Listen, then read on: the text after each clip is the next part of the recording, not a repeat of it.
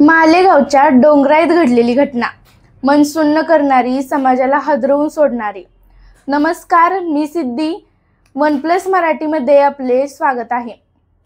निरागस खेळण्याच्या वयातील एक छोटी परी, जिच्या हातात अजून रंगीत फुगे असायला हवेत, जिच्या ओठावर अजून निखळ हसू असायला हवे, ती आज क्रूरपणाची बळी ठरली।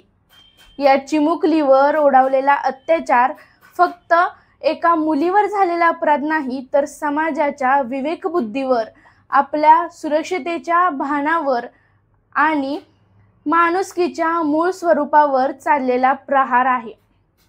ज्या व्यक्तीने हे अमानवी कृत्य केले, तो मनुष्य फक्त ओळखायलाही लायक नाही, अशा प्रवृत्तीचे लोक समाजात फिरत आहेत।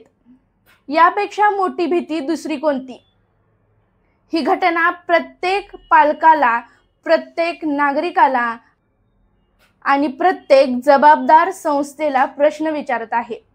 आपल्या मुलांना सुरक्षितता कोण देणार?